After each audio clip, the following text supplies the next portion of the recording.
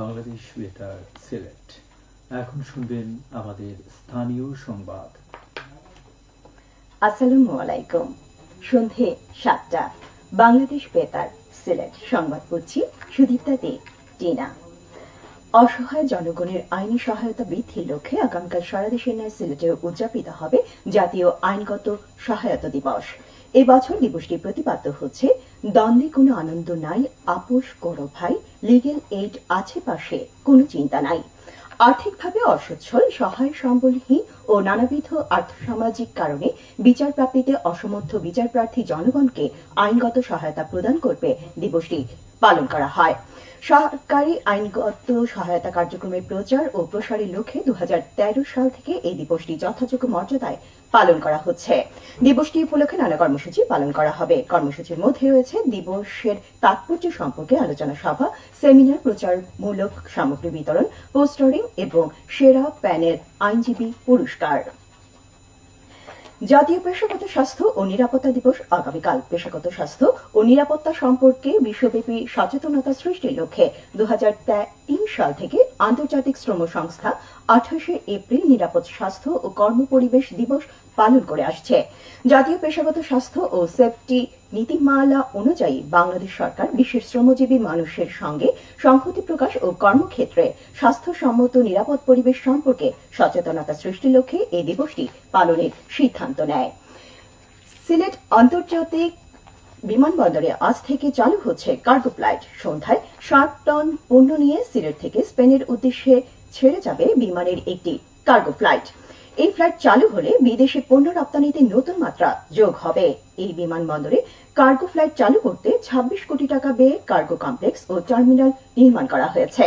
এই ফ্লাইটে শুধু পণ্য থাকবে, কোনো যাত্রী থাকবে না।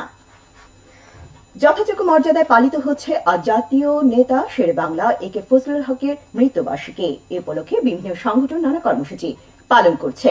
এর মধ্যে রয়েছে আলোচনা সভা, দোয়া ও মিলাদ মাহফিল। এ উপলক্ষে মৌলভীবাজার এম সাইফুর রহমান অডিটোরিয়ামে অনুষ্ঠিত হয় আলোচনা সভা। এতে প্রধান অতিথি ছিলেন সাবেক সংসদ সদস্য এম নাসির রহমান। ফজলুল হক স্মৃতি সংসদ এর আয়োজন করে। শেরে বাংলা একে ফজলুল হক ছিলেন উপমহাদেশের এক অনন্য, সাধারণ, প্রজ্ঞাবান ও বিচক্ষণ রাজনীতিবিদ। তিনি দেশের গণমানুষের অধিকার আদায়ের লক্ষ্যে জীবনের শেষ দিন পর্যন্ত সংগ্রাম করে গেছেন। শেরে বাংলা একে ফজলুল হক বর্ণাঢ্য রাজনৈতিক জীবনে অবিভক্ত বাংলার মুখ্যমন্ত্রী, পাকিস্তান কেন্দ্রীয় সরকারের স্বরাষ্ট্রমন্ত্রী, পূর্ব পাকিস্তানের গভর্নর, যুক্তফ্রন্ট সরকারের মুখ্যমন্ত্রী, কলকাতা সিটি কর্পোরেশনের প্রথম মুসলিম মেয়র এবং আইনসভার সদস্য সহ বিভিন্ন গুরুত্বপূর্ণ দায়িত্ব পালন করেন। 1962 সালের 27 এপ্রিল তিনি মৃত্যুবরণ করেন। আইন শৃঙ্খলা নিয়ন্ত্রণে পরিচালিত অপারেশন ডেভিল হান্টে এ পর্যন্ত সিলেটে 353 জনকে গ্রেফতার করা হয়েছে। গত 9 ফেব্রুয়ারি থেকে এ পর্যন্ত সিলেট মেট্রোপলিটন এলাকায় এদের গ্রেফতার করা হয়। এর মধ্যে রাজনৈতিক সম্পৃক্ততার অভিযোগে 177 জনকে এবং অন্যান্য বিভিন্ন অভিযোগে 176 জনকে গ্রেফতার করা হয়। এই অভিযানের মূল উদ্দেশ্য রাজনৈতিক সহিংসতা, অস্ত্রধারী সন্ত্রাসী এবং বিভিন্ন অপরাধমূলক কর্মকাণ্ডে জড়িত ব্যক্তিদের গ্রেফতার করে আইন শৃঙ্খলা পরিস্থিতি স্বাভাবিক রাখা। মৌলভীবাজার জেলার 99টি চা বাগানের প্রায় 73,000 স্থায়ী শ্রমিকের মধ্যে আর্থিক অনুদান প্রদান করার উদ্যোগ নেওয়া হয়েছে। চা শ্রমিক কল্যাণ তহবিল থেকে প্রত্যেক শ্রমিককে এককালীন 5,000 টাকা করে অনুদান প্রদান করা হবে। এ লক্ষ্যে বাস্তবায়নে শ্রমিকদের আগামী 15 মের মধ্যে প্রয়োজনীয় কাগজপত্র সহ শ্রীমঙ্গল চা গবেষণা ইনস্টিটিউটে আবেদন করতে বলা হয়েছে। মৌলভীবাজার পৌর এলাকার দক্ষিণ কলিমাবাদ জামে মসজিদ সংলগ্ন রাস্তা থেকে চুবড়া কোদালিছড়া খাল পর্যন্ত রাস্তা সংস্কার ও ড্রেন নির্মাণ কাজ এগিয়ে চলেছে। এতে ব্যয় হচ্ছে প্রায় 4.5 কোটি টাকা। প্রকল্পের আওতায় 760 মিটার রাস্তা সংস্কার ও 575 মিটার ড্রেন নির্মাণ সহ আনুষঙ্গিক কাজ অন্তর্ভুক্ত রয়েছে। ইতিমধ্যে প্রকল্পের 70% কাজ শেষ হয়েছে।